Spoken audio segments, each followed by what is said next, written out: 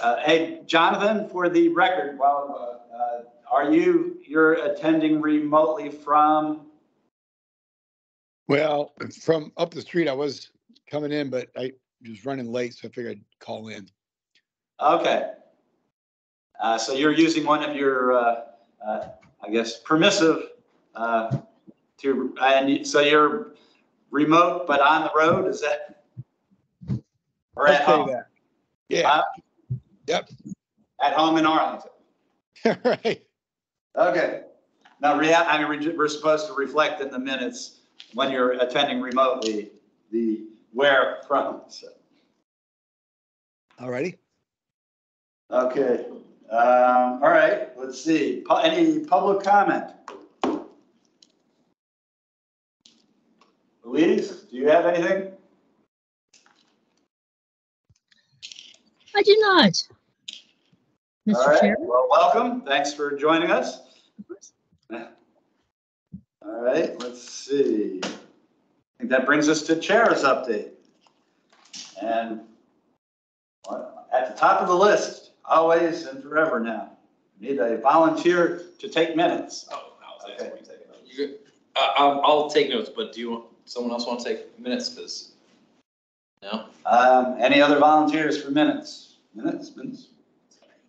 Okay. All right. And I guess while we're at it on the minutes,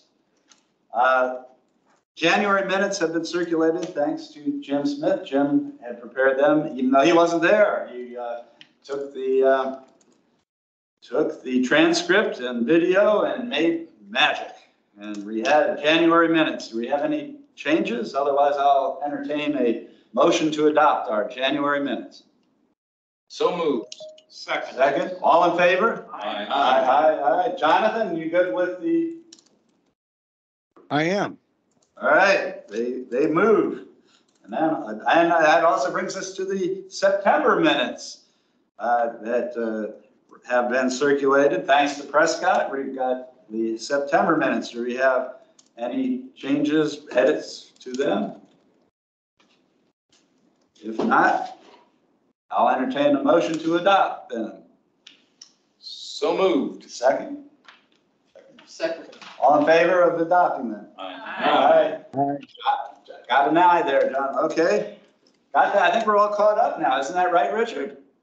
I'll submit it to July. I think so. I will double check this week. Weren't they? That's right. Did we certainly? Yeah, July. I think they've been circulated. If not, just in case we didn't, July minutes. I believe they've been circulated. Prescott prepared them. I think they were good, and I'll entertain a motion just in case Double secret. Just in case we hadn't adopted them, we'll re-adopt. I'll entertain a motion to adopt, just in case we have. I think we have, but maybe not. So moved. All in favor? Aye. Okay, Jonathan? Aye. All right, I think they're good. All right, all right, I think that really means we're caught up. All right, and just to give you a quick preview for the rest of the year, November meeting, we're going to do the county website update with David Hurley, and then the December meeting, we'll get an update or a presentation on the Phase 2 broadband study report from Holly Hartel and Jennifer Scout. And that I have circulated the report and I think the slides as well. So if you want to take a look before December, and both of those meetings are virtual. November's in November 29th after Thanksgiving, and it's quite possible I may be flying over the Pacific at that time. So I may, depending on the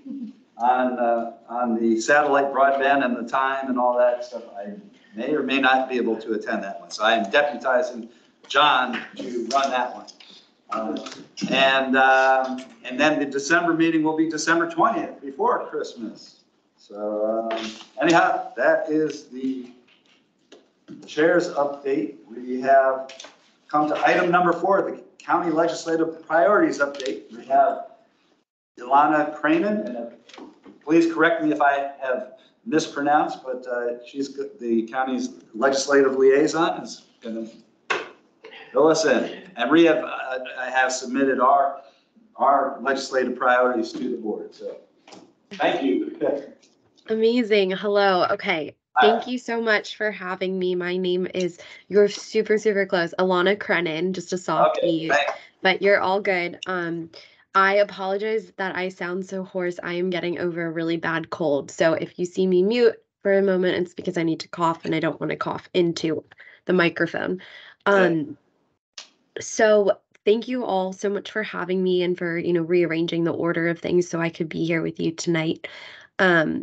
Just kind of a brief overview. So I'm presenting the county's legislative package at the November meeting on, would be November 11th, but it's likely going to be at the recessed meeting on the 14th for the fact that the election is on the 7th. And we want to know what the results of the election are. We need to make sure that we have the package out with enough time for all of you to see and comment, etc. And so in order to do that, I'm likely going to be going at the recessed meeting on that following Tuesday. At that meeting, there will be public comment on the package. Excuse me one moment.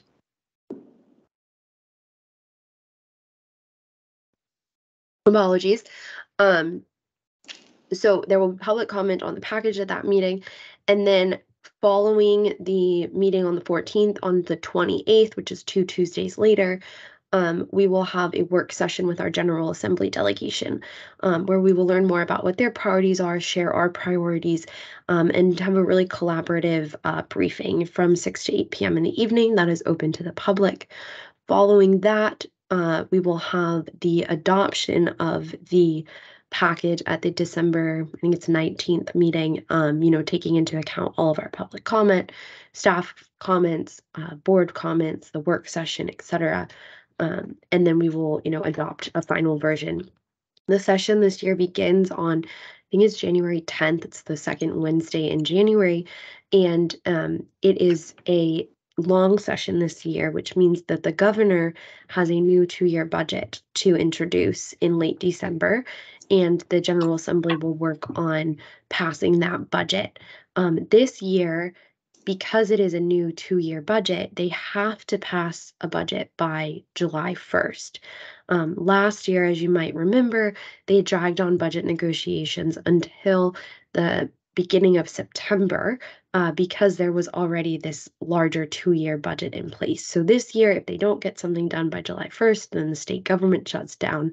And I don't think anyone wants that to happen. So so everyone's going to be working hard to make sure we have a budget by July 1st.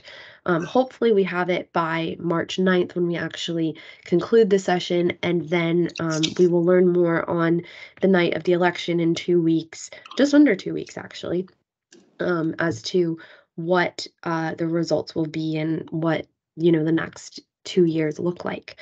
I appreciate the letter that you all sent to the county board. I was reading through it. I just wanted to go through kind of some of the priorities. I had a few questions on it, but first I wanted to open it up. Do you have any questions on the information I just shared with all of you? We have a hand up. I have one question. When do we have, or do we already have, the state's balance from the year? Because that was what was under debate last time. You mean the state's budget, or like how much money there is that, can be allocated by the General Assembly? Yes, there was a surplus last year, and that we debated about until July. So I'm asking when that balance and the surplus, what date that becomes available, because that will give us an idea of where, what the amount is there may be debating aside from the base. So right now, they just gave their September report, and the economic indicators are pointing towards a very large surplus. The budget, when it's presented on December 20th, is what they will kind of use as the benchmark for that surplus. Right now, I'm trying to find everything is basically coming in higher than predicted. So, we have good labor market strength, everything. All indicators are coming in above projections, but they're not going to necessarily like cut a number until December 20th that we're going to actually go with. Does that help answer your question? Yes, the indicators now are that there will be a significant surplus. is the answer. Yes. Yeah, Yes. I was looking for. Thank you. Yes. I guess I have one other process question. Yes, okay. Mm-hmm. I know that the commissions all submit our recommendations, and we're going to talk about our specific recommendations. Does the staff present recommendations or the manager's office, and how are those collected? Yes. So are the each folks that we work with here separately ask for their recommendations, and then do those go to the manager and get presented as the manager's recommendations? Mm-hmm. So I am the legislative liaison for the county, so I'm in the manager's office. And I meet directly with each department to talk about their parties. So like I met with Norrin and Richard. I met with, the housing department. I met with our economic development department. The list goes on and on. There's like 20 different departments. And so every department presents their recommendations. All the commissions get the opportunity to present their recommendations. Each county board member gets, the chance to weigh in too. So my goal is to make it as transparent and as a collaborative process as possible. It doesn't mean that everyone's going to get everything that they want in the package, but I like to at least make sure that everyone can have, their voice heard. So will we see what each department presented? That's kind of what I'm getting at. So Or what you'll put bundled together. Will we be able to look at what came from the departments that are ITAC? So that would be what's actually in the package itself. So their process is different than submitting from letters to the county board. Right, but does the manager's report break out by department what the recommendations are? No, it does not. Okay. Thank you. Okay.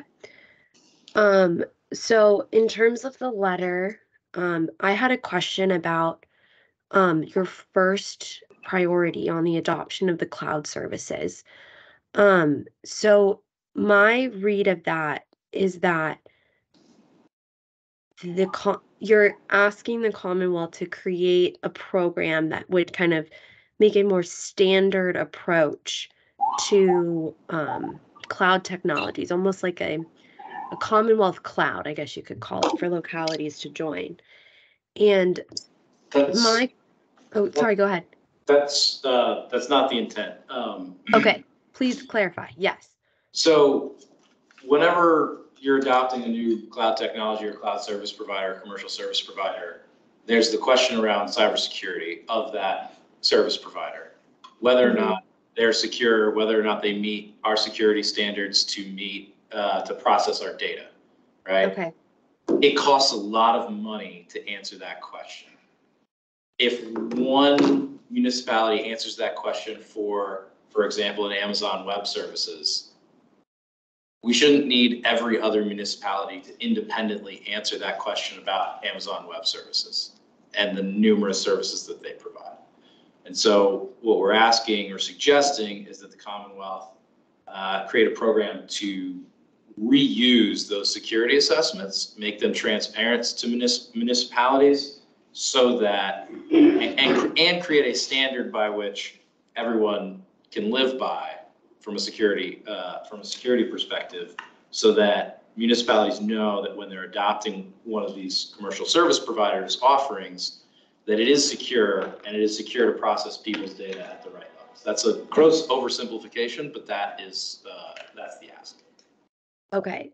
Thank you so much for clarifying. I appreciate that very much. I read it a little differently, and what I read was not what I I assumed it was not what you intended because it sounded like you almost wanted to relinquish local authority and say that everyone has to use a system like this, that everyone's using the same providers, that everyone's using the same cloud. And I had a feeling that was not what your intent was. So thank you for offering that clarification. So let me chime in just a little bit, and Richard, you can jump in if you need to. So when you say secure, there's no guarantees it's going to be secure. Understood. Just want to make sure that's understood. Yep. They'll have a baseline security controls, and customers can ask for additional rigor with security controls on a case-by-case basis, which is at an additional cost, which they'll disclose, but it's through an NDA as well. So what we make it is an NDA with AWS, Oracle, or whomever. The other jurisdictions aren't necessarily going to do the same thing. Right. So, but a baseline, yes, they should all have an established baseline, but I just want to make sure we're clear that secure does not mean secure. It's just they have security controls in place. Yeah, it's really about reusing the work that's already been done, leveraging the work that's already been done on security so that it doesn't have to be done over and over and over again. Yep. And the model is really the federal government's FedRAMP program. Yeah, so baseline controls in place. Yeah. Yeah. And what was the federal government program you just mentioned? FedRAMP. There's FedRAMP, there's also state RAMP. Federal Risk and Accountability Modernization Program, I think is what the RAMP stands for. There is a state RAMP program that Arizona started. I don't know how many states are actually participating. So again, the recommendation is either to create or join a program like that. Okay, got it. Virginia's not on that list. I know. There's not very many people on this. Okay. But it both makes it easier for municipalities to adopt cloud services, and it also makes it easier for cloud service providers to sell to municipalities, which creates a greater market, which creates more economic activity, which is good. Okay. Great. Okay. So the state could use FedRAMP as their like guiding. So right now, states are not able to participate in FedRAMP. Okay. But can they adopt basically? There are good things and bad things about FedRAMP, so it's an example of what we're talking about. But states can adopt something similar, basically. Yeah, FedRAMP is generally it's their authorization process with FedRAMP. Right, and that's what we're advocating is that Virginia. And didn't we have some indication that Virginia was doing something? I thought at some point, but So the idea is really municipalities need to be using cloud technologies, but they need to be doing it in a way that's secure and rigorous. And it costs a lot of money to do that. And if the state was able to leverage work that's already been done to lower the costs, more municipalities could adopt cloud services faster, more securely, to everybody's benefit. Okay. Very cool. All right. Well, thank you very much for clarifying. I'm gonna work on some wordsmithing on that priority so that we can make it into the package. I wanted to touch on the last one about the open meetings. That one is going to be in the package as well. We are going to advocate for more expanded virtual participation options. Right now, that is hinging on the election results and what happens. I'm going to keep that in our package regardless. But it seems to be a trend that the Democrats want open meetings virtually for commissions, and that the Republicans do not seem to be as keen on that idea right now. I think part of it comes in as a backlash to how the Democrats treated the Republicans during the 2021 session when they did have a virtual session. There's also broadband concerns for some of the more rural Republican localities as well. And so that's kind of what's driving that issue, but that will be in our package as well. Do you have any other questions for me?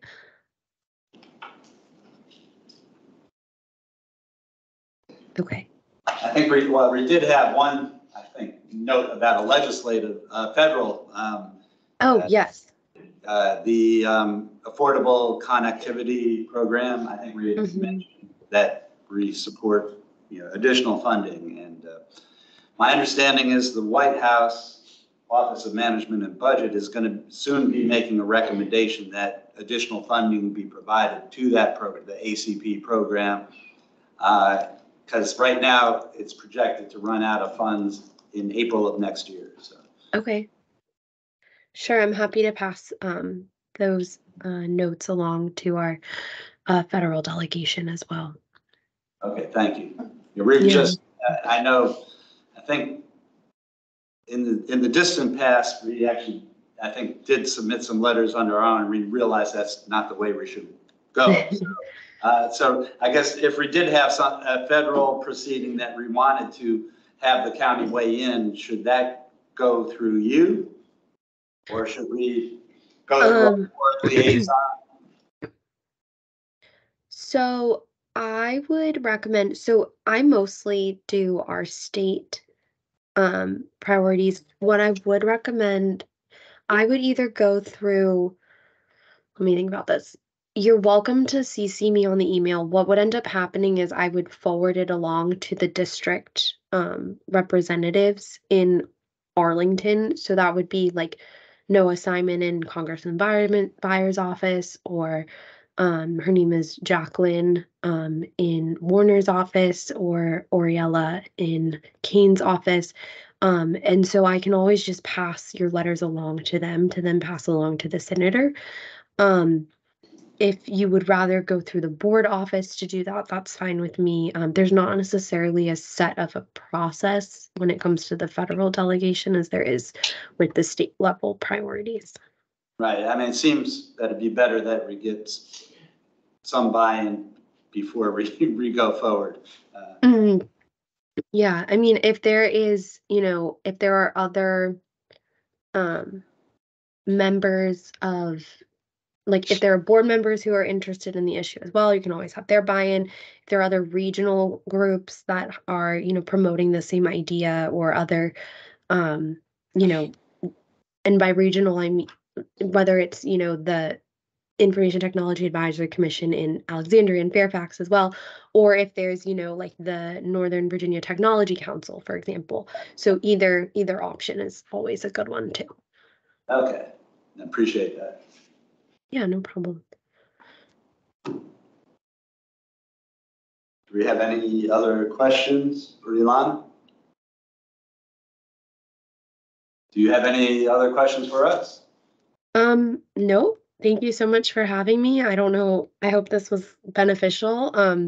If ever, I know this year we're kind of late in the process of the package. If I'm invited back in the future and can come earlier, sometimes it's a little more like collaborative of like, how do we determine what goes on your letter?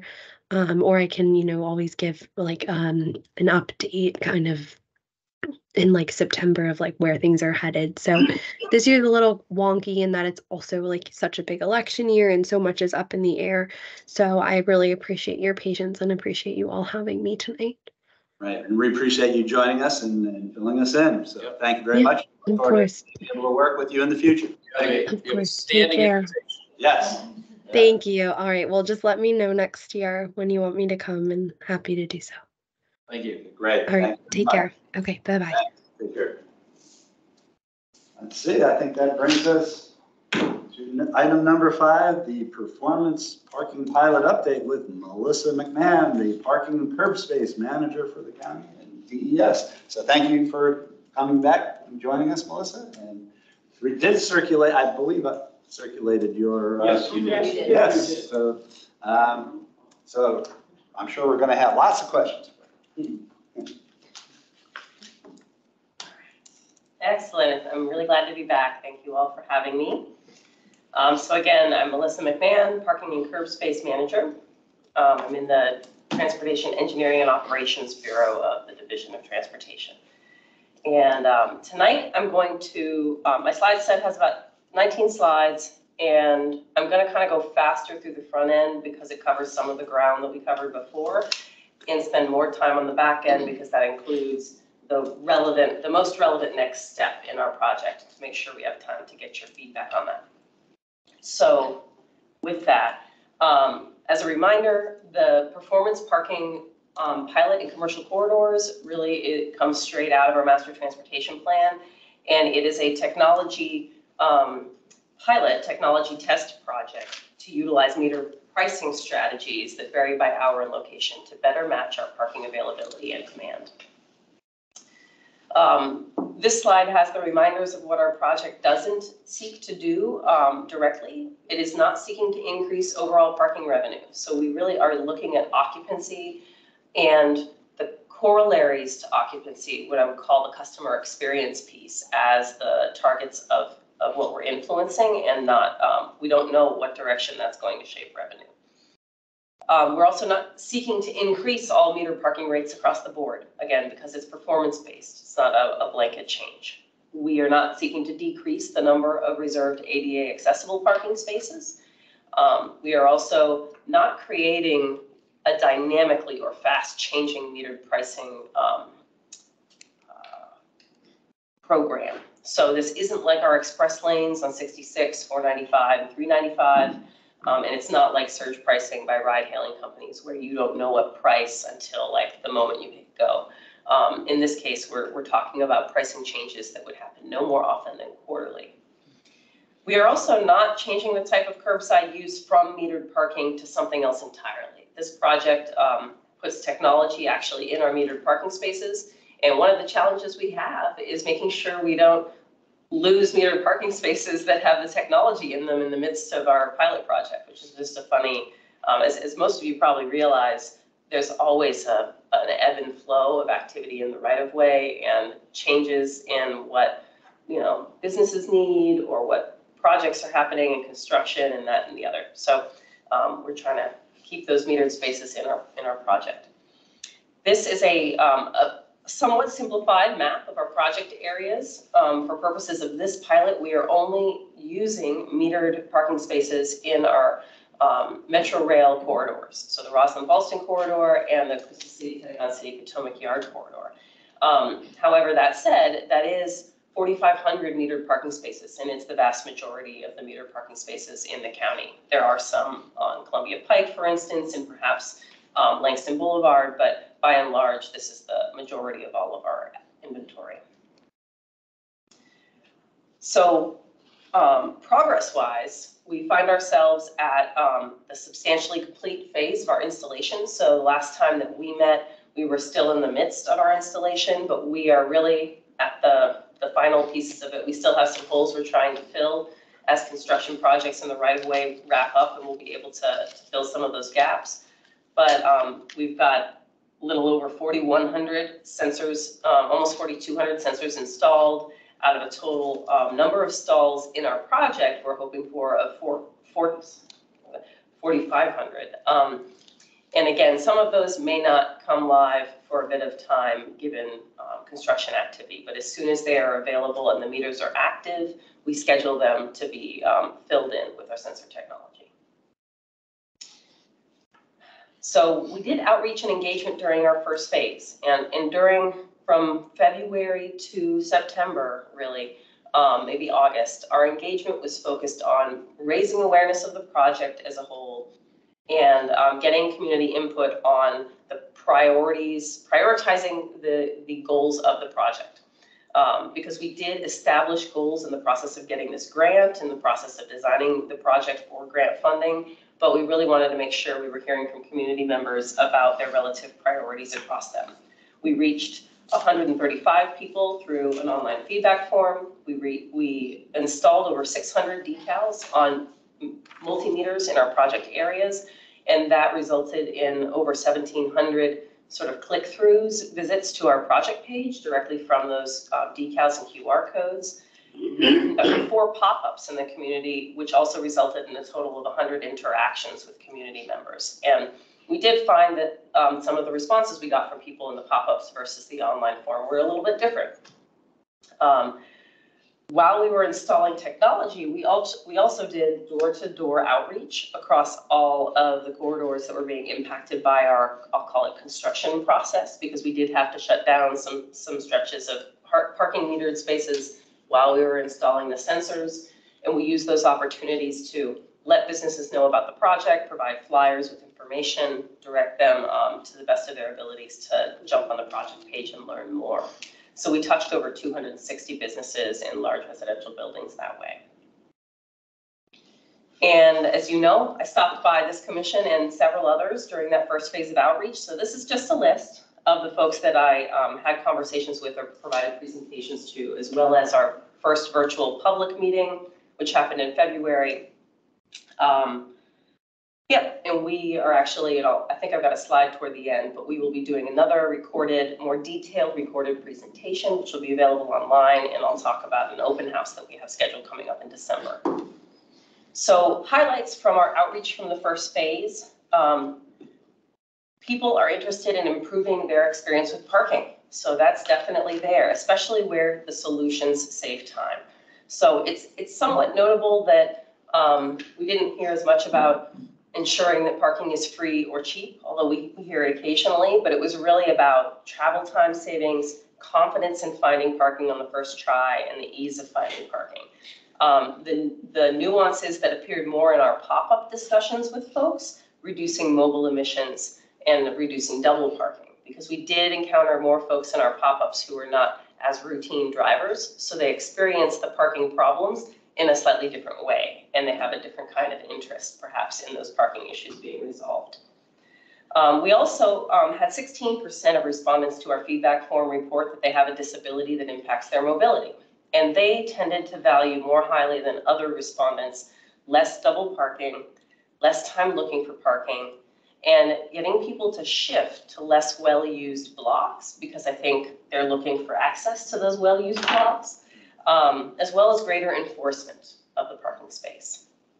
And we have a full summary of that outreach available on the project webpage for you at any time. Other project activities underway as we speak are the finalization of our pricing engine design, and that the pricing engine is sort of a maybe jargony term to describe how our vendors are going to be pushing to us a price recommendation. And that price recommendation is based on rules that we set, such as we want to see an example set of rules, but one that might vary over the course of the project is that prices should stay the same if occupancy is between 40 and 80%. But when it's over 80%, customers are going to experience a problem, and we're going to look to potentially increase price in those locations. And when it's below 40%, we could consider, if there are other factors at play, such as proximity to high occupancy areas, we could consider lowering price. So that's an example of a set of rules. That's how we have it set up presently in our effort to build our way to a first price proposal to kick off that part of the process. However, it is something that might change over time as we see what the data says about how price changes are influencing demand. We're also actively working on our public interface designs. In the slide set, I've got 2 screenshots. We are expecting to actually make available and roll out to folks both of these tools.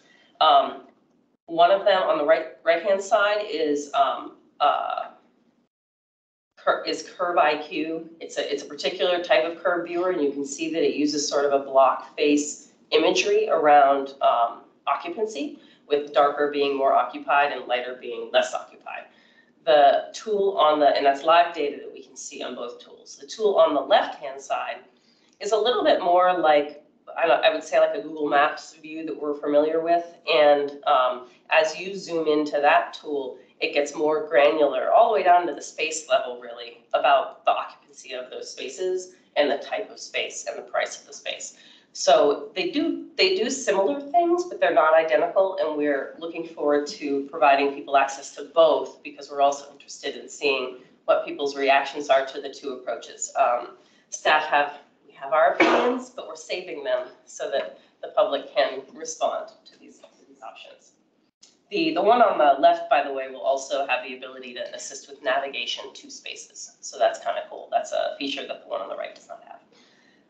And is there, maybe we'll come to it, is there going to be integration of the sort of availability app with the payment app? Because I know there's a couple different vendors on the payment now. Right, so the two availability apps that are really a part of the pilot will Right. have availability and price. The payment function, which currently the mobile payment approach we have for our on-street spaces, Park Mobile, they will have access to a public API and they'll be able to use it to show the same data that these two apps show, but in their interface. So we don't know yet what to expect with how they'll visualize it, but we do expect that they'll take it up. So anyone who is a Park Mobile user will be able to use the Park Mobile app and potentially see the same data. Yeah, so that'll be like a third option. But we did want to make sure that our project at least gave a proof of concept thing out there for others to look at. And we're excited to see how people react to these and see if they're useful. So nothing is changing about what you see actually on the meter. It's only that you have to have your smartphone there that will be taking you to these other sites to get additional information. To access these, you can do it by computer or by phone. Yeah, so there isn't, so you can use these for trip planning, and you can use these if you've gotten to the neighborhood and you're not sure which direction to go. And so there's different applications for them, but these are not, the meter will still just show you the price of the meter. So when we start changing the prices, they will be pushed directly to each meter, and every meter will always give you the most current price, and it will match what's on these apps. If you're So looking there's at price. no upgrade of the meter screens. Correct. This is not a technology upgrade, but I'm happy to take notes on that if you'd like me to, because we do constantly work with our vendors to provide. Well, I can better never see technology. I can never see what the meter is saying, and particularly anytime you're in the sunshine, the reflection makes it almost impossible to read. So I admit I end up paying, maybe this is good from the county's perspective, I end up paying the max because I can't see what it tells me as left or anything else. I just, push that button because I can't read it. I can almost never read it. Just a slight comment related to that. My wife and I last weekend were kind of driving around down in the Roslyn area, and maybe about half of the parking kiosk, where it's the one device for all the meters on a strip, half of them were out of order. Is that right? Yeah. We have had I don't want to call it a rash, but we've had a series of vandalizations of our Roslyn multimeters. So where the meter maintenance team has gone out and found that someone has taken like a hammer to the screen, and it's like thousands of dollars to replace. So we're in the process of trying to obtain like nearby building security camera footage and see if we can find out something about that. I don't know that that's necessarily the reason for the ones that you saw, but I know in Roslyn in particular we're dealing with that, so it might be related. It also raised a question in our mind because we saw some stickers kind of indicating or encouraging you to get the parking app, and we didn't know if they were just really trying to force people into using the app rather than maybe taking away the physical kiosk there. Right, certainly that is not, that's not on the agenda right now. Yeah, so there's no current trajectory of removing the kiosks. I think in the longer run, the county should be looking at the cost benefit of kiosk versus mobile, but I know from my limited, frankly, experience with the community and parking devices, that it's really important to have both, because right now we have a really wide array of technology familiarity and availability. I would say like the best current solution to your experience is to try to use Park Mobile, because then it's on your phone and you can go to a shady spot and you can see everything on it. But if you're not a mobile payment person. I have no idea how to do that. Yeah. I'll echo what Jackie is saying, apart from if they're not operating, if they are, 3/4 of the time you really can't see the screen. Either the screen is getting burnt out because it has 80,000 hours of use time and it's getting dim, or if it's worse, if you're in the sun, you can forget about it. Well, the third one is the plastic deteriorates and becomes opaque. Right. Yeah, opaque. Yeah, the plastic can actually. Well, it's the ultraviolet too. It just starts with the plastic. Yeah, so it's not dark enough. It gets opaque, and if the sun is on it, it's not readable. Yeah, no, that's great feedback, and I think it's the kind of thing where as we work with our vendors to buy their latest and greatest equipment, we look to see if they're making improvements on those designs. And I have to imagine that you're not the only one. who So has you're that telling issue. me if I use the mobile app, it will recognize a particular meter and allow me to pay for that meter? If Yeah, you plug in the number. the Yeah, you gotta put number, the number in that's listed on Is the Yeah, number, it's is the on the number, meter on the side and the big okay, sticker. so it's a big number? Yeah. Yeah, it. it It's like, is. But I will say there is a transaction fee, so for full disclosure, it's Okay. like 35 cents for the That's transaction. better than paying the max all the time. There you go. Yeah, it probably is, and it is the kind of app where once you have to put your vehicle information in, but once you do that, it saves it, so the next time you go to park, you just pull up the vehicle you're in, and you put in the number for the zone. what's But nice yeah. of the app is it has like a timer on it, so if you put in 15 minutes and you're in the store and you can see when it's getting down, it's like, oh, I need to extend Yeah, it. it gives you a It'll reminder put when up you're a- 15 minutes away from expiration. Yeah, it'll It's say, do actually you a wanna add pretty time? good thing. Yeah. It's pretty cool. Nice. Yeah.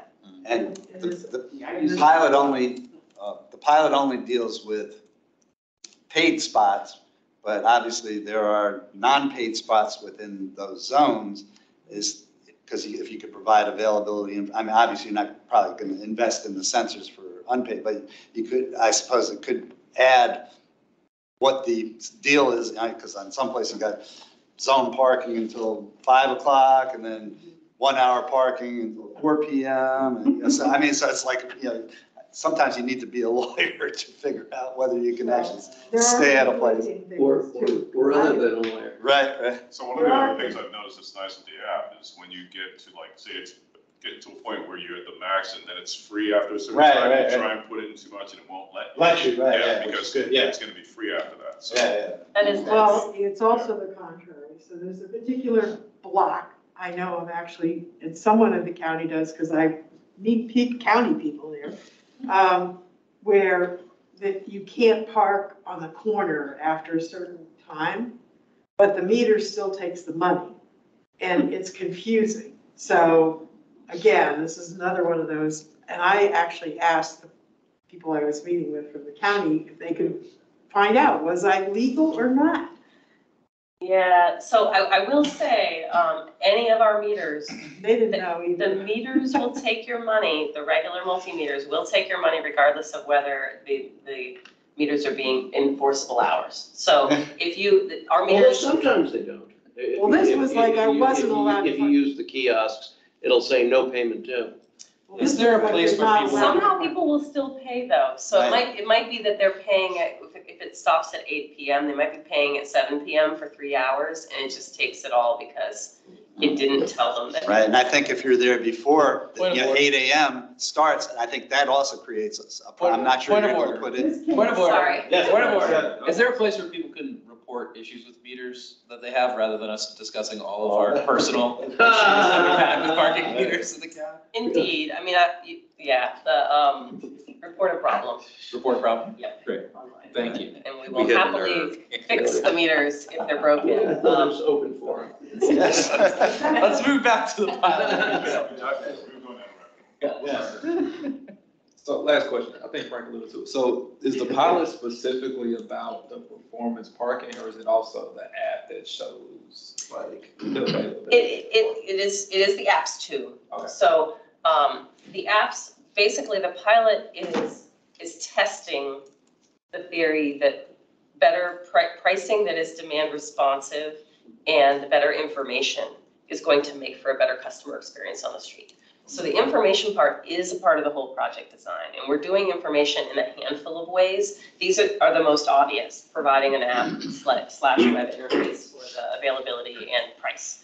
However, we have other plans too that are in various stages of reality. We are going to be demoing real-time dynamic message displays out on the street. So I use dynamic in quotes because as you know, this isn't dynamic pricing, but the message display will say there are 20 parking spots this way, 5 parking spots that way, and we'll give the prices. So we're still working on the design of that, and we're going to demo that probably in this courthouse neighborhood first, and we'll announce it and show people where they are so you can go by and see them. But the idea would be testing again if that kind of information, which doesn't require you to look at your phone while you're in the car, but you're actually just approaching courthouse and you know there's a parking lot and you know there's some street parking, and the sign will just tell you what's available in each. So that's another piece of information. I think the airport does that. They'll say there's so many spots on the sixth floor or whatever. Yeah, but yeah, and then they have lights, which sometimes work, and you have green light, red light, and, over Yeah. the spots, so you can. Even the Costco parking lot, Pentagon City, you go in there, tells you how many spots. Spots, yeah. Yeah, so that's another example, and yet another example of information that we're working on is the potential for having a public-facing data dashboard. So we are doing an API. The APIs are for the technology folks who are going to build with them, or maybe researchers, people who are going to actually pull massive amounts of data. But for your average community member, we envision it would be nice to be able to see, at least in broad brush strokes, some visualizations of the data and to be able to filter them and look at them in their own sort of free time. So we are actually working internally on developing one of those. So I'm not sure if it'll be live right when we start or shortly thereafter, but it's certainly one of the other examples of providing good information. So that maybe a later slide where you talk about the API and the third party. And I wanted to have a better understanding of what data the third party would be getting. And was it connected to the app that has your vehicle information? No. So the data this is the slide, because I think my next slide is about the data. The API will have the same data that is fed into these, not the Park Mobile app, Yep. but fed into these apps. So it's only the occupancy data from the sensors and the price information. So that way, a vendor like Park Mobile can take the occupancy and take the price and show it on their display. So if Google wanted to show our street occupancy, it could choose to do so.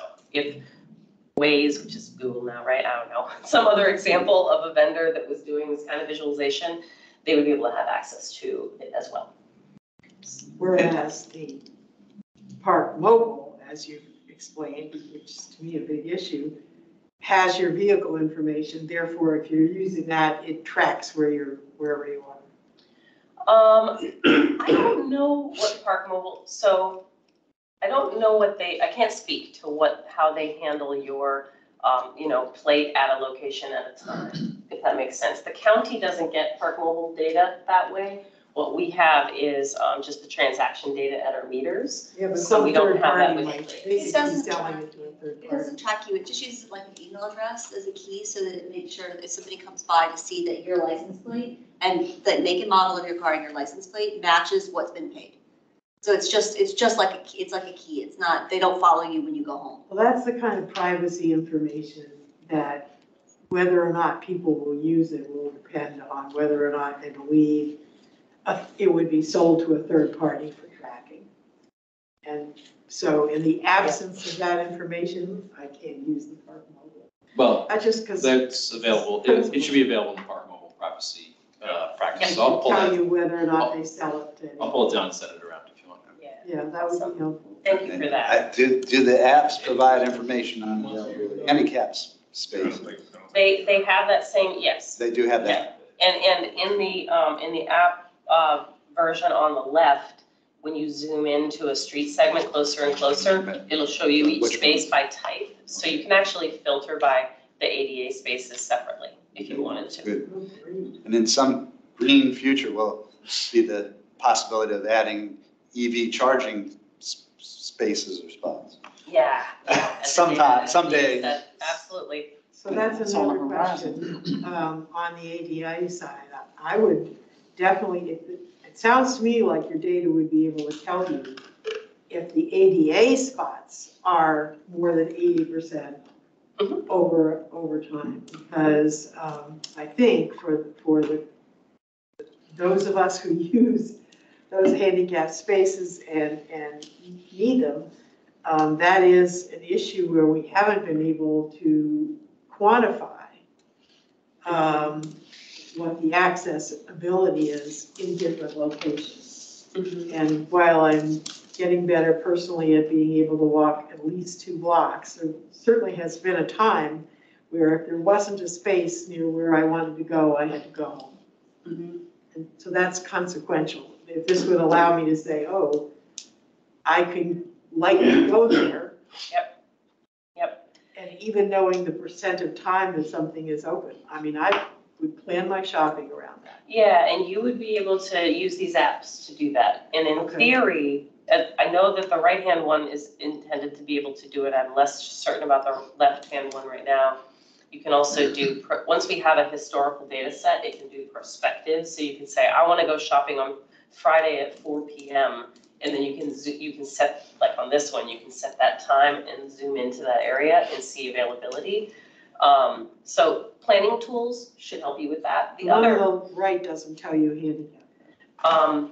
Not yet, but it may, because we're working on the back end data Well, labels. that would be huge for handicapped drivers, being able to know whether a space is likely to be available. Yep, yep. Would really be huge, because Yep. frankly, there are lots of places I don't go because it's not likely that I'll find parking. Right, and another piece I want to mention, and I know it's not true necessarily of every handicap space user, but the idea is usually you need to get close to a destination. And it might, and we reserve those spaces because the blocks are otherwise full. But because we're working on this model of if we increase price on those other spaces, we're actually going to increase availability by asking people who have more choice, who can walk a further distance to pay less at another location. What you might also end up seeing is more availability nearby the handicap space too. So you might find more proxies when you wouldn't have in the past. You focus narrowly on the one because it's most likely to be reserved for you, but in the future, there might be more availability on the whole block, as an example. Yeah. Yeah, so I think I hit all the technology pieces here, like the software, and we talked about the dynamic message display demo. So next couple slides, I just wanted to talk a little bit about our data. Now we've only got, I think these are data from August. I think we mocked these up, and we now have a full set of September data. So we're working on the September data versions of these. But one of the things that you probably, the conclusions you come to is that if you, depending on the granularity in which you look at the neighborhoods and at streets, you get more softening of lines. So these are 4 trends that talk about lunchtime peak activity and evening peak activity at the neighborhood level. So in the whole data set, averaging each of those hours of the day. And you can see the black lines are 8 a.m. and 8 p.m. So in between them are the metered hours. So in Crystal City in August, between those metered hours, over the entire data set, the averages of 8, 9, 10, 11, 12, and so on were those averages. So you see there's this little peak around lunchtime, and there aren't really evening peaks. If you drop down and take a look at Ballston, same month of time, the peak behavior is a little different. And you do see a lunchtime peak, but you also see an evening peak. And this might resonate in your mind because you think, well, Ballston might have more open evening activities like dinner places, whereas Crystal City has a lot of construction and a lot of things that aren't quite open yet, so it's a little more distributed and maybe it doesn't have as much of that. So these are just, I don't have proof, these are just ways that we can think about and visualize what's happening by hour of the day over an area of a neighborhood. So lunchtime peaks are the top 2 graphs, sort of showing them. Evening peaks are those bottom 2, Ballston and Clarendon. But what's really what it comes down to for us when we're looking at the data is also honing in on what's happening on the block level. And now we're not planning on changing price block by block by block, but we are looking at patterns in a neighborhood. And so this is a snapshot from that same month period of Pentagon City. During Pentagon City's 3 hours of peak parking occupancy, which for Pentagon City in August happened to be 11 a.m. to 2 p.m. And you can see here that there's a clear difference between what's going on Joyce and what's going on Fern and Hayes on the backside of Costco and that area above. And so these are all, so red is greater than 80% occupancy on those blocks. Blue is less than 40% occupancy. And white is that what I call like the Goldilocks zone, the 40 to 80% occupancy where people can expect to find a spot on the street and you wouldn't find it to be problematic. So this type of look is the kind of look that staff are taking at the data to make decisions about whether chunks of blocks are going to be shifted up in price or eventually maybe down in price. And when we talk about lowering price on blocks, it's in conjunction with the idea that it's potentially a replacement asset, if that makes sense. Like, you wouldn't raise a price in Ballston and lower a price in Crystal City and expect someone to park in Crystal City instead. But it's really about proximity. And if you have things that are really close together, but good replacement assets of one another, then a higher price in one and a lower price in the other might actually move the needle. So those are the kinds of, we're doing both spatial analysis here and trying to really visualize what are the problematic times and problematic behaviors that we see in a neighborhood. Does your data show duration and average duration and duration during different time periods? Because, you know, some of them are 2-hour parking and some of them are 6-hour parking. This would help inform. I mean, that's the other thing you could change that would impact availability would be how long you're able to park someplace and what the activity is that people are doing there also determines whether they need more than 2 hours or whether 2 hours is sufficient. So some of the peak places, a lot of the peak places are restaurants, and they may or may not be staying within the 2-hour line. That's a dicey issue for people who do longer than 2-hour lunches. But it certainly affects whether or not the next crowd should get there. Now, The executive lunch there, Jackie? I'm talking about. now movies are really problematic. I mean, 3.5 hours for No Killers kidding. of the Flower Moon. That's right. Did you see that? I didn't know that. I do want to see it. Is it? So in answer to your question, I our did that data as well. does show duration of stay. We have not yet done visualizations for analysis purposes on the duration of stay, but we have it and we will have it, and it will be a component of our analysis. In part because, in a couple slides, I think I'll get to, in the ordinance request that we're making of the board, one of the things we want the ability to do is potentially change time limits on signs. Right. And it's not going to be blanket across the board because we don't have the money or the manpower to go out and change every sign. But if we see a major mismatch between the signed time limit and the duration of stay, it could demonstrate that there's something beyond just price that we want to do to adjust the regulatory structure. If there isn't some reason why people have to be there longer, you could prevent people from parking in one place and not moving, and therefore making it more available by reducing the time frame. Yep, and we anticipate that a combination of timeframes being associated with actual need and price being better associated with how much people want to park there, helping to facilitate turnover. Yep. I know this came up last time, but is this data based on occupancy or paid occupancy? This is pure occupancy. This is from our sensors in the ground. And we do have, we have transaction data too. And we are using the two together through a different sort of staff-facing visualizer to see the difference between paid occupancy and true occupancy. And I haven't, we honestly haven't been delivered that to properly play with yet. So I saw a presentation and I got to take a screenshot or something. But on that one snapshot day example, what I was seeing was 50% of time was being paid for. So it's quite a bit lower than occupied time. And so as we continue this process of reporting to you all and communicating about what we're learning, one of our intended practices is to actually provide packaged useful information to the parking enforcement team so that they can understand where the hotspots are of this differential and they can target their enforcement resources. We can't magically give them 20 more staff to do better enforcement in that way, but we can certainly help them do more efficient enforcement by looking at those differences.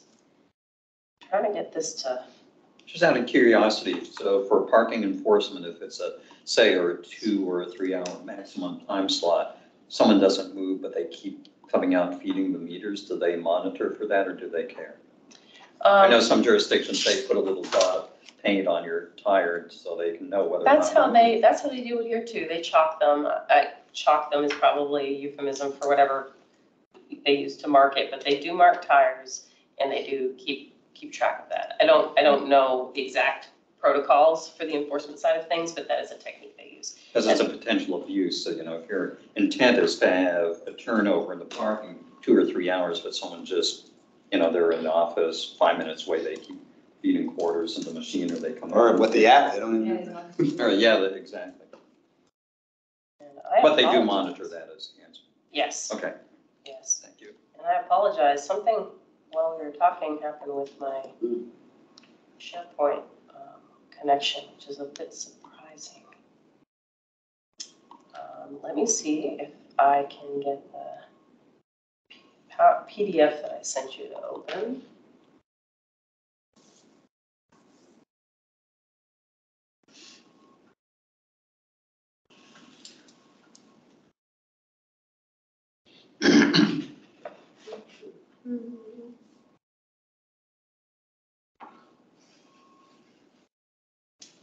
Goodness me.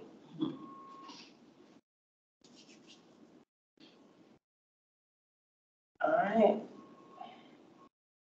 Noron, if I switch to, is there anything else I can switch to that might be a better, like if I switch to Arlington Wireless, is that a safe risk for me to take? In case That should there's be something. fine. Yep, try that. Okay. I'm gonna try that, so bear with me. Sorry, everybody. We're having such an active discussion that it's not gonna get through this presentation.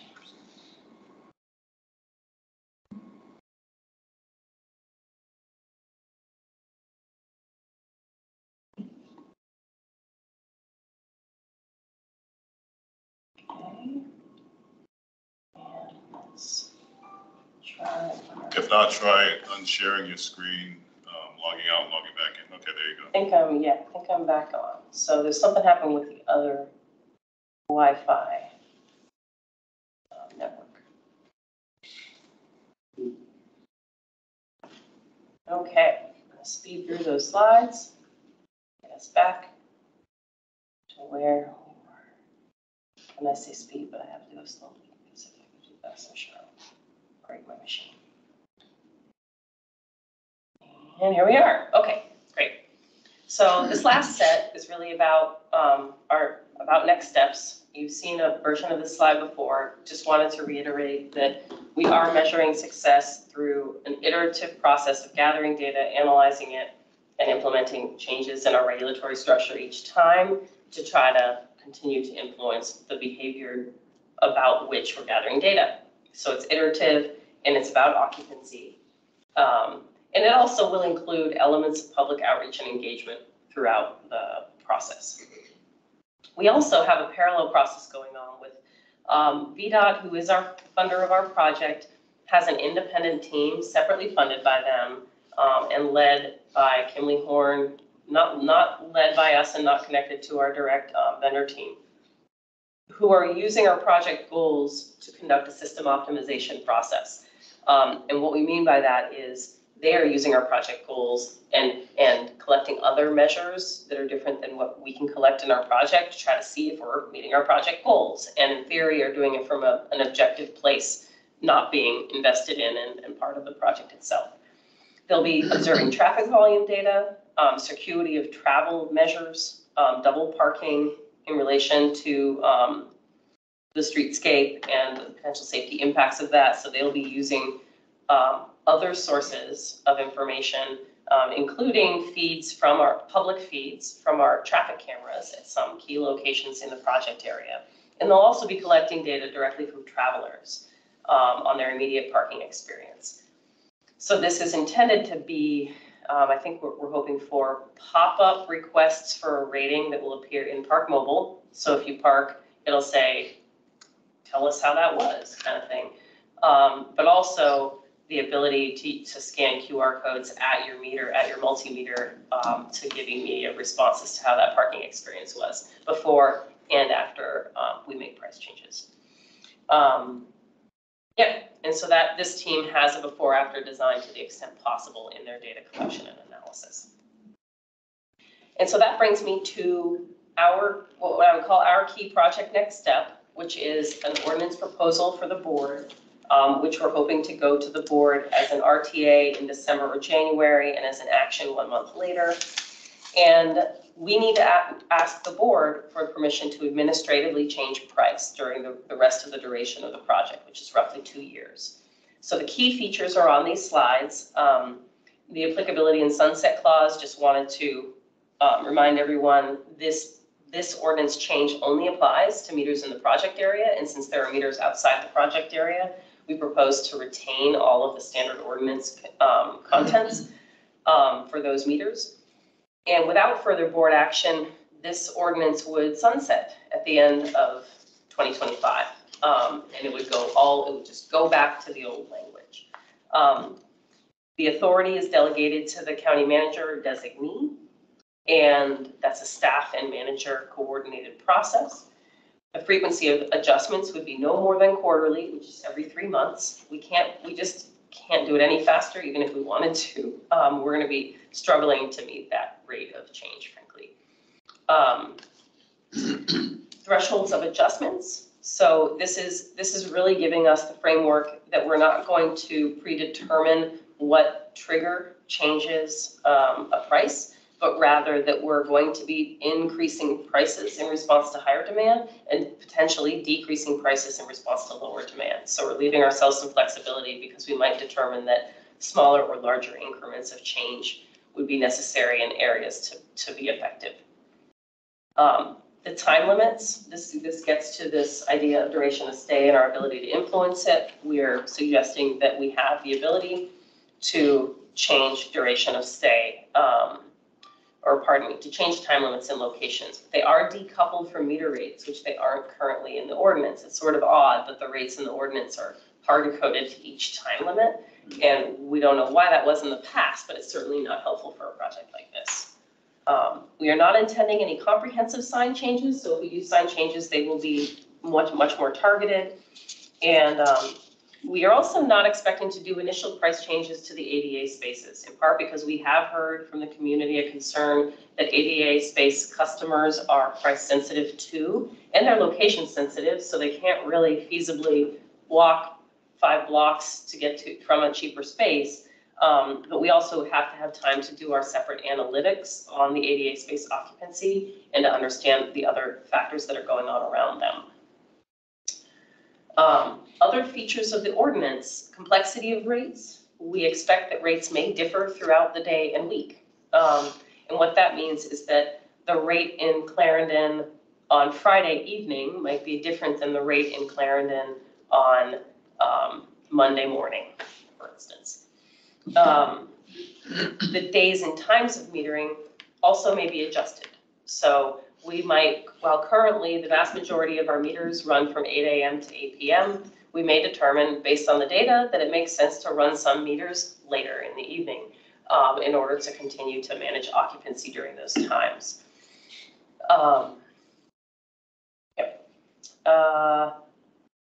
Less.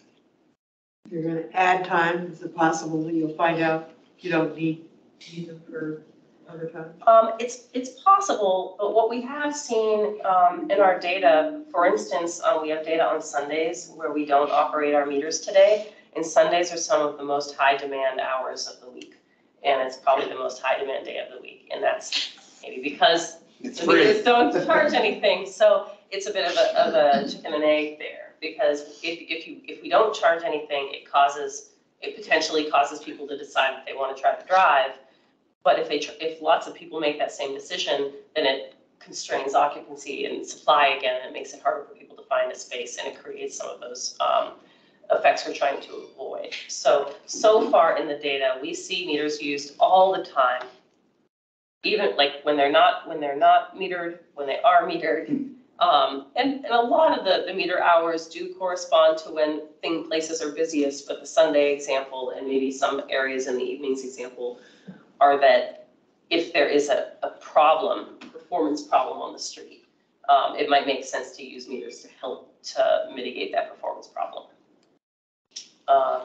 You're not using this at all for zone parking.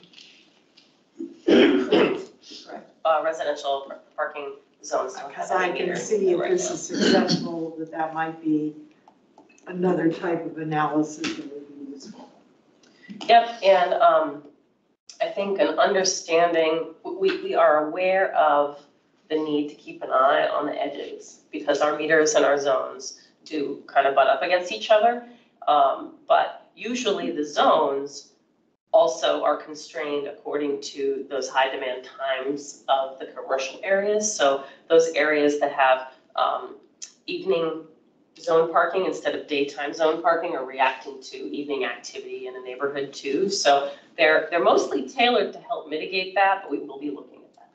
Yeah, they're also tailored, of course, to prevent parking near the metro all day. Yes, but those are different sets of zones. So usually it's a different, some zones have both, but a lot of them have one or the other according to how those uses are happening. Obviously, one of the other hot topics is the residential zones. And this technology, while expensive to put the implants in, would give you, with some pilots, particularly those that are in areas where they know that there's some serious issues, might help with analysis there. Yeah, we are hopeful that one of the things we'll learn is that this is useful technology for us to easily roll out if we have the software infrastructure to do it. Because for instance, the sensors we have in the 22nd Street and Eads parking lot are actually surface mounted because we know that parking lot is going to get dug up and turned into a building in the Crystal Houses project development. But for now, it's at 99 metered parking spaces. So we figured that for now, we should collect data about parking demand in that area. But they can be removed, and they're not. Whereas the ones that we embed in the asphalt are permanent until they get destroyed. They aren't removed. Can you remind us of the cost per sensor for the two? It's about $100, not including for both install. Types, the embedded and the not embedded. Yeah, I think so. Because not including install. There's install costs associated with it, but those are they're not like on a per unit basis because it depends on how many you do. What else did I want to say about that? We have data about residential parking permit zone occupancy because we do a periodic sort of randomized sampling of RPP zone streets to do an occupancy survey on. So that data is available. And if it's not available online, it's something that we can provide out to anyone who needs it. And we use it periodically. For the residential? Mm-hmm. But how often is that done? We do it once every several years. Then we do all of the RVP zones and we do a sampling of all of those streets. So it's like intended to be kind of a scientific sample. Yeah, the issue in the community is primarily with a lot of new construction of multifamily units on the edges of neighborhoods and what that means about, and unfortunately, where one of the things we're doing is creating a situation where neighbors are fighting over scarce resources. And it doesn't make it a welcoming atmosphere either way. Noted. Okay. Geographic distribution of rates is covered in our proposed ordinance language. This is really just to emphasize that staff need the ability to allow the rate structure to vary geographically across these neighborhoods and blocks. Escalating rates, we do have a clause in our proposal that would allow us to test an escalating rate structure. It is not something that we're expecting to, we might not be able to do it at all. Frankly, it kind of depends, but the idea of an escalating rate structure is that when you park, the first hour is $1, and the second hour is $2, and the third hour is $3 to incentivize people to turn over because each time it gets more expensive. And that was just an example. An escalating rate structure can eliminate the need for time limits because you can tweak it so that in those areas where you want people to stay only about an hour, you can make it so that it seems like the smartest approach to stay an hour based on the price. Right, and it can also address the issue of entertainment zones too, where earlier you would be less demand, and as you get later in the evening, perhaps higher, right? So you could. Yeah, well, you can have the rate structures vary by time of day, so Right, I think DC does escalation. something like that in places. Yeah, and it might be flat during the midday and the morning, but it might go into an escalating structure in the evening. There is some amount of complexity and explanation that would have to be engaged in trying to implement that.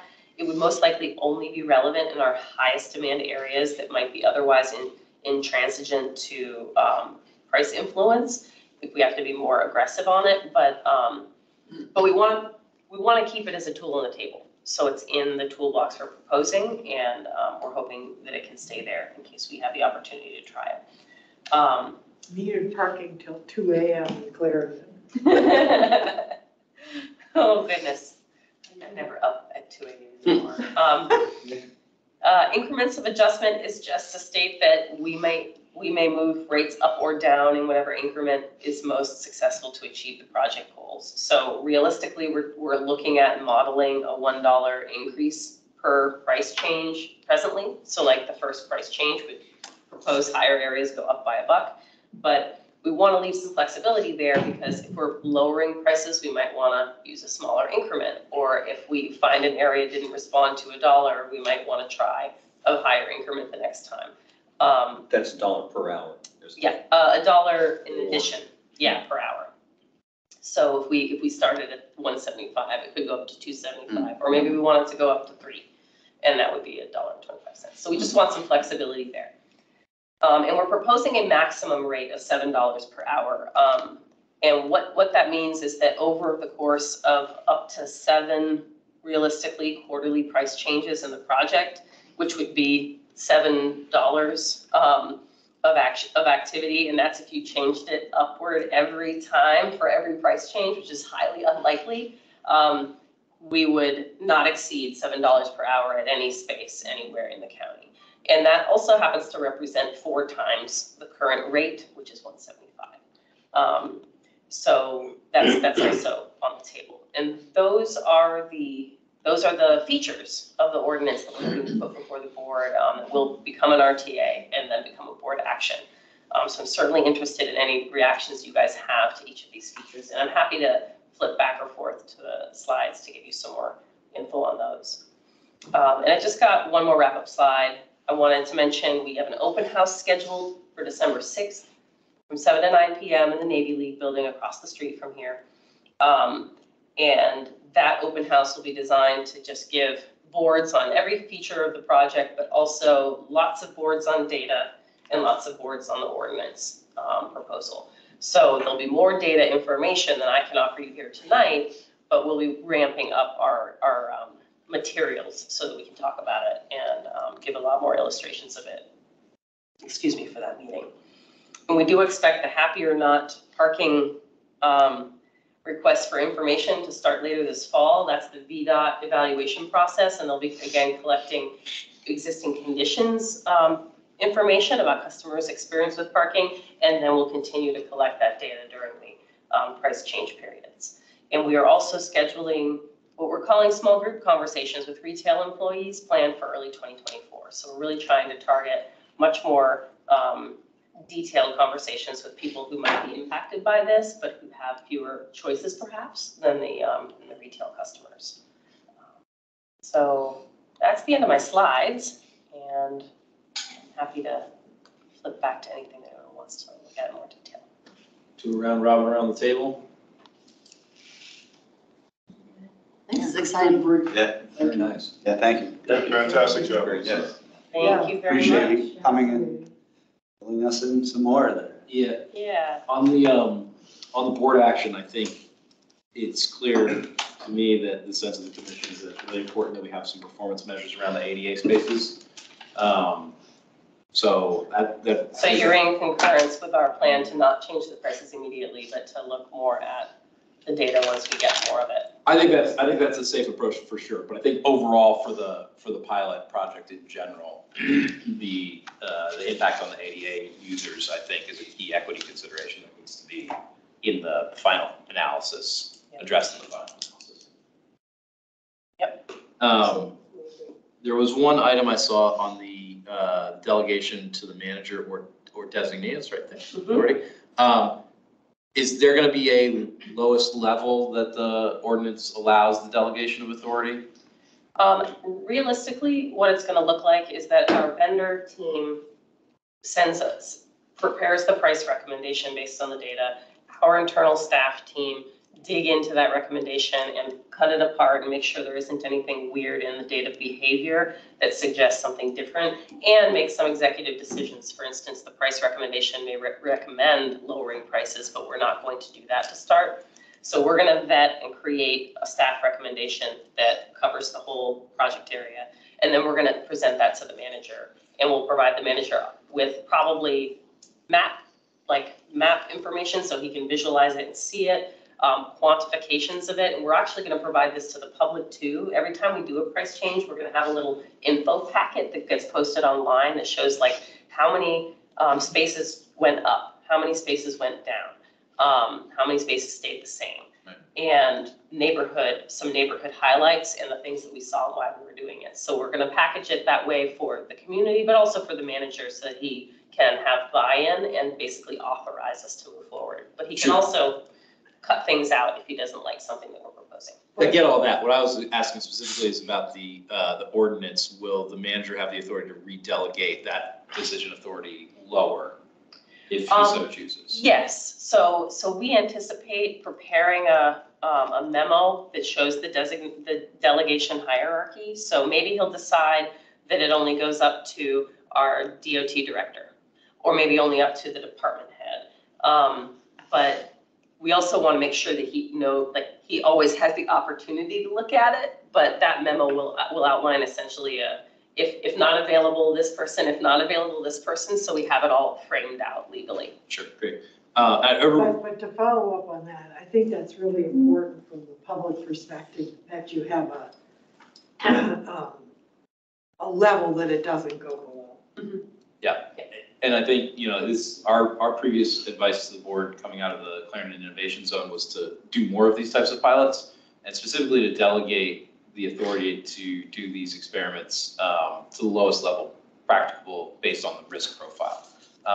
And so I think this is consistent with that, but I think that is one of our previous recommendations to them. So not sure exactly what the structure is inside below the manager, but whatever the lowest level as appropriate for this risk profile. I think you're changing prices on the general population, so it's kind of risky, but it's not life and safety risky, right? So and it might vary over the course of the project where the manager wants to take a look-see and chime in quarterly. This is only happening quarterly, it's not super often, but every so often in the project, but not on every one. Yeah, but to Jackie's point, I think it should be clear in the ordinance at the lowest level that's possible to delegate it to. And how will you be publicizing the quarterly updates so that people are really aware of this? That's a good question. I know we'll post information on the website. What we have done for some of our other information pushes is push them out through the transportation e-news. Mm-hmm. But I'm open to any suggestions in terms of best ways. We have our sort of list of stakeholders, and the stakeholders will probably hear from us on each of those, such as bids and chamber and other, I can push it out proactively to them. But we do tend to lean on our listservs because we also expect our stakeholders to be subscribed to those listservs, because that's a really efficient way for us to get information out to them. Didn't you say that there was going to be a site that folks could go to? Would that be another option? Yes, so the little packets of info we'll have up on our project page. So we'll probably have a running list and people can pull up each of the price changes and look at the summary of it. It's different than like the dashboard we hope to have available, which will also be accessible from our project page, but we'll have like the data live to play with, if that makes sense. But yeah, in terms of publicizing each rate change and being really proactive about that, if you all have any recommendations, feel free to shoot them to me anytime. I think it'd be helpful or important to have some element that would see the pushed out, not just relying on people having to go to the county website, because I don't think they'll get enough people. Right, Jackie?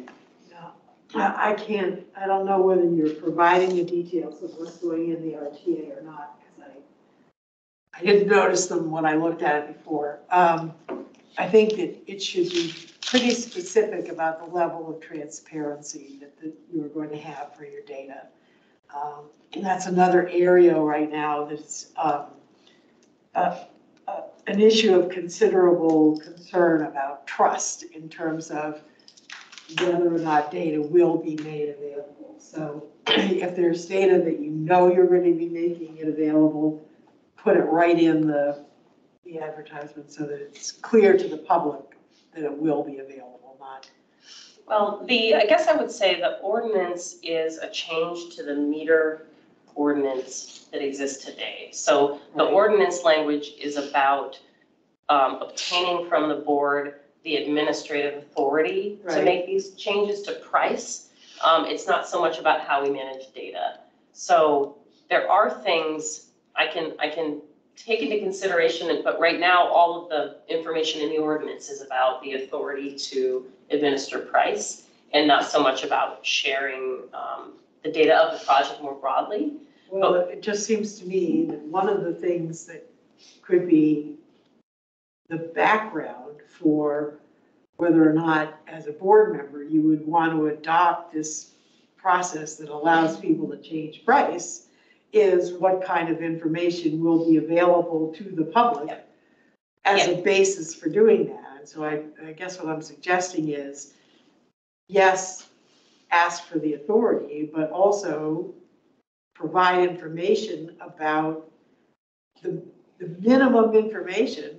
The study design, right? Yeah, the study design. I think you've done a lot of that. Yeah, oh yeah. But it definitely needs to be in the package that goes to the board. Yes, Like, and the board report will have both data and the justification in terms of how the whole project has evolved, the outreach that we've done, the feedback that we've gotten, and why we're coming to them with this. So what I can do is I can look and make sure that the board report also specifically describes our approach to sharing information in this next phase. Yeah. And I'm happy to do that. Yeah, and because board members, particularly if you're having this change at a lower level, board members are going to get questions from people.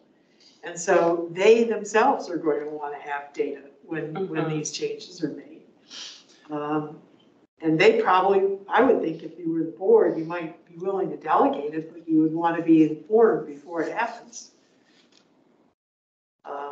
As a board member, I certainly would want to know if the rates are going to change. I would want to be advised of that. Also, reasons. I think the sunset clause is great.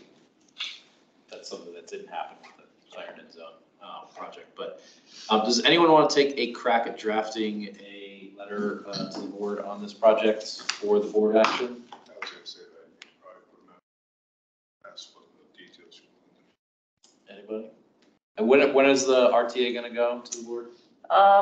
At this point, we're targeting December, but because of elections and the fact that the board changes between December and January, it may get pushed to January if they want the RTA and the action to happen under the same board. So it's still a little bit up in the air, but I would hazard no later than January, but it could go in December. Okay. Anyone want to write on this? I'm not sure that I know what that entails, but it. So typically we'll write a letter opining on this board action and vote on it and say, here's our official opinion as the tech commission on this board action. I mean, I could give it a shot if I could get a partner to review and help me make sure I'm following protocol. You'll definitely have a partner. Yeah. But you can take the pen. I'll give it a shot. Awesome. All right, thank you. Thank you. We got a couple months to get it done, so. All right, anything else on PPP? If not, I will move on to.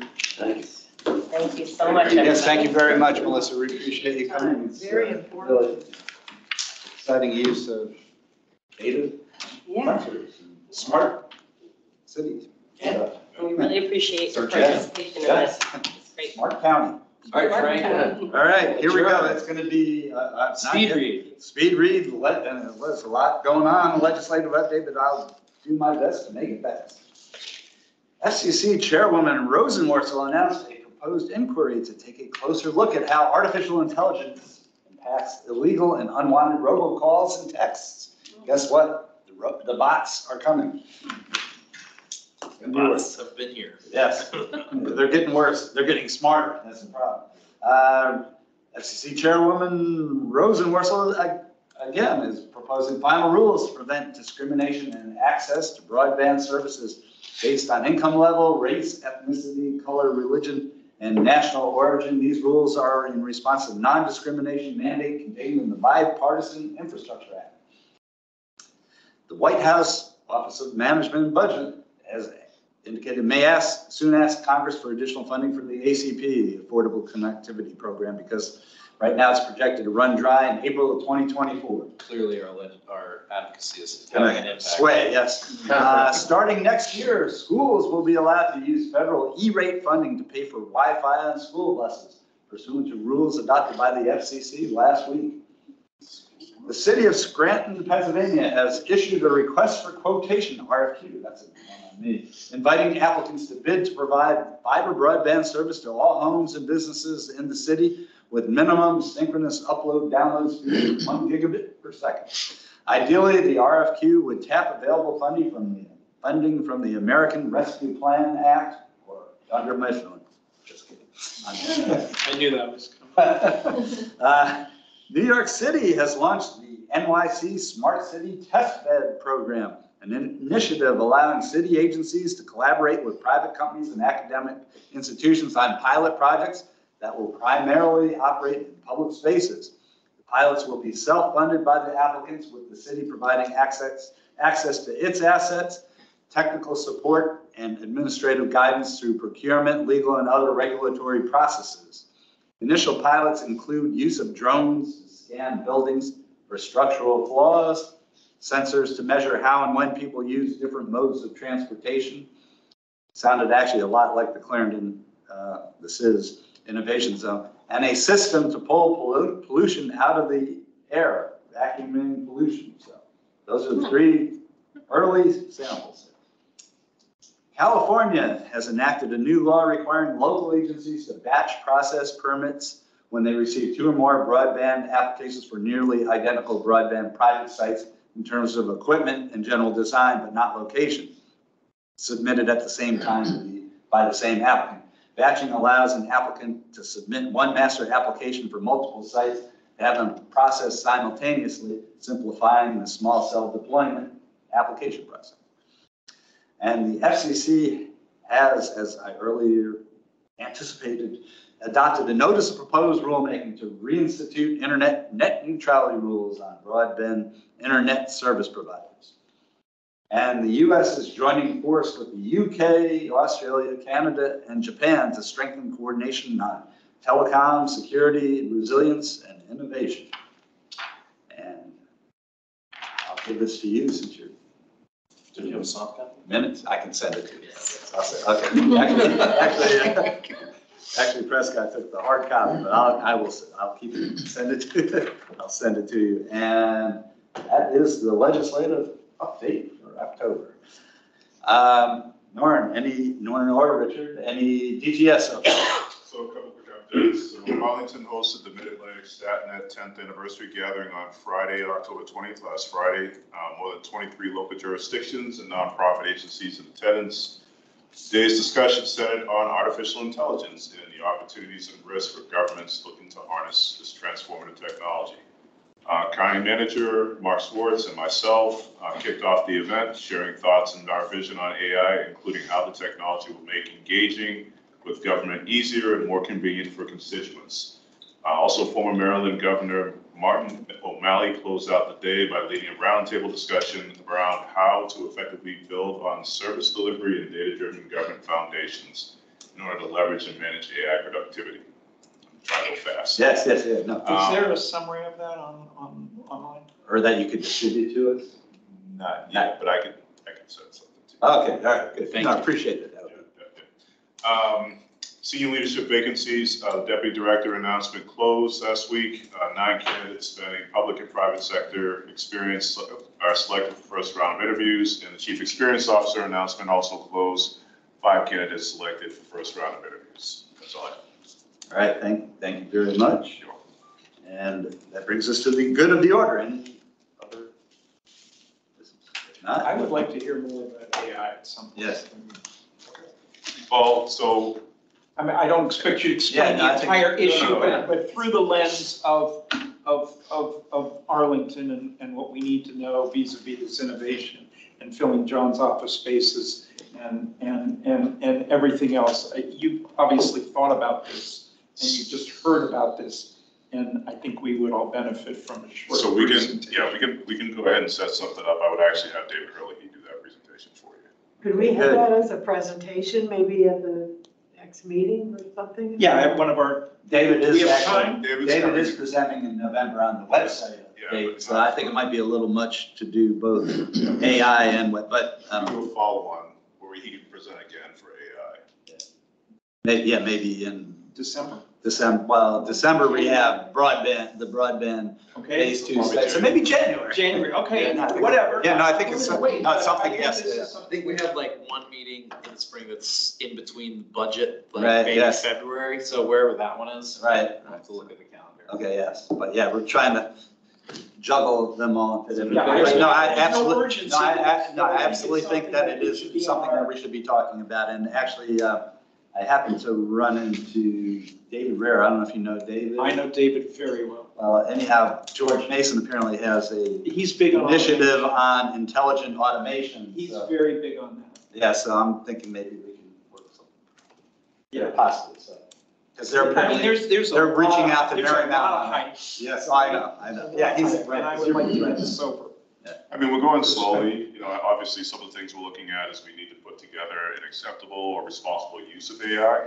So the data gathering we're doing for that right now, and we're trying to educate the workforce about what, you know, do's and don'ts of AI, especially with everybody trying to use ChatGPT, which we're not on board with that because it's not secure. And we're also looking at expanding like generative AI for the use of our bots to help with the customer experience, AI enabled bots. So we'll get into more details. We're really hoping that, Taking it slow though. we're really hoping to get Slow's to great, where we can but- use ChatGPT for our minutes. So, not yet, right, not yet, but someday. I mean, it'll produce minutes, they won't They resemble don't reflect what happened. what happened. I know, a little hallucinatory minutes. To be honest, we have the requirement to do minutes. I mean, just, you know, real briefly, one of the things I talked about during the conference we had last week in my opening comments is really the data quality behind it. You know, Right, oh good yeah. data in, good data out, bad data in, bad data out. So you really need to have good data quality tools in place as well as, you know, fact checking. Because just because it's put out. Lie. There doesn't- yeah, Right. it may not be accurate. So those are some of the challenges I told that specific group that they need to look at as well. And everybody's on board with that same thing. Same aspect. I think Again, we're happy it's to have the a topic I think we definitely want to delve or hear about and delve into. Yeah, absolutely. Get it on the agenda. Appreciate it, yeah. That'd be good. Go to the order. Yes, good. I'll even volunteer to take the minutes for that. All right. Yes, Jackie. Question, and it may not be relevant. So, my question is, when different departments are asked to or commit to doing dashboards, are you involved in that, or do they do separate contracts and have somebody else come in and do their dashboards? How does that work? So they do it in-house. It's your business intelligence analysts in the different departments I work at. So from the ETS perspective, we'll provide the backend platform. So it's Microsoft RBI. But we're not the ones who are creating those dashboards. Each department does their own dashboard. They have their own in-house experts to do that. That answer your question? Yeah, and that goes again. The Right. reason why I asked that is because that's related to my continuing budget thing. Is Yes. we want to, before we get the budget, I'd like to be able to get a view of where we're spending money on things like this By agency. by department. Yes. Absolutely, because there's a lot of those, everybody wants a dashboard now. Well, so I mean, the Microsoft license would cover the dashboard for use throughout the different departments. It's just the one who's actually setting up or configuring it is an in-house resource within that department. Yes. They're trying to set up communities of excellence where they're sharing best practices across different departments. So you know, when someone figures something out, obviously you're going to share it with the other department on how to do it. And that's why I was asking about the data transfer, because as you are, I'm sure, well aware, the delay in the development of a expanded housing option dashboard has been a considerable interest and issue in the community. And so I was wondering, like, where the pieces are that make that not happening on schedule. So, I'm not tracking that specific. right, so that would be an example. It would be being done at CPHD or, yeah. Okay. All right. Anything else? Otherwise, I will entertain a motion to adjourn. So moved. Good questions as always, Jack. And second? Second. All in favor? Aye. Aye. Ayes carry, and we have a speaker. Thank you, everyone. Yeah, really. Good night. Thank you, everybody. for joining us this evening. Nice, guys. I'm gonna turn off recording and transcription now. That's scary. It is scary.